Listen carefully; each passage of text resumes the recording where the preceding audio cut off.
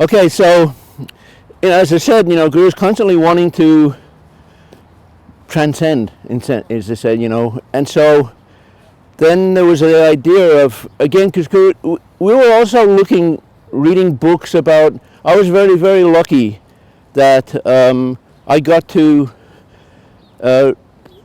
talk with a few historians about multi-day racing and so on, and they would tell me things that would happen back in the 1890s and the early 1900s.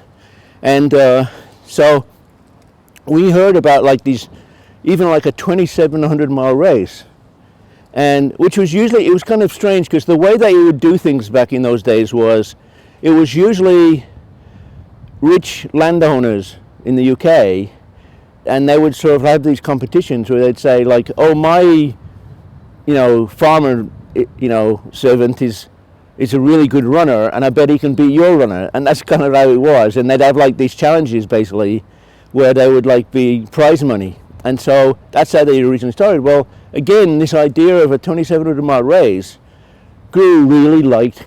This is real transcendence. But it was thought that, because usually the multi-day races were like 24 hours a day, that this would be really, really hard. Because you'd have to be at least, to have some kind of average that was possible, it would have to be at least maybe like 45 days long.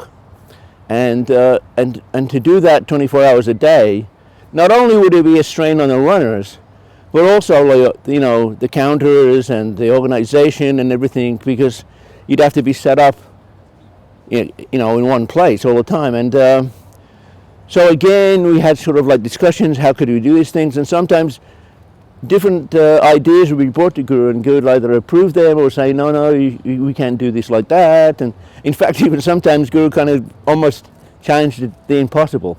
And then the guys from the marathon team would sort of say, Guru, maybe that would be too much, But then eventually the idea was that we would do it like in Queens, around the high school there, on a much shorter track. It was like 800 meters or something, I think. A little bit less than 800 meters. I mean, not just a 400 meter track, but on pavement, and that the course would be open for 18 hours, so that all the runners would have a 6-hour break to try and recover from their day's efforts and come back a little bit more refreshed. And so we had the first 2,700 mile race, and we had a couple of runners from Europe, a couple of American runners, not only from the East Coast but the West Coast as well. And actually, one of the Americans from the West Coast won the race, and he enjoyed the race so much. And at the awards ceremony, because he'd heard, he asked about why 27, and of course it was explained to him that the 27th was Guru's birthday, so that was very special.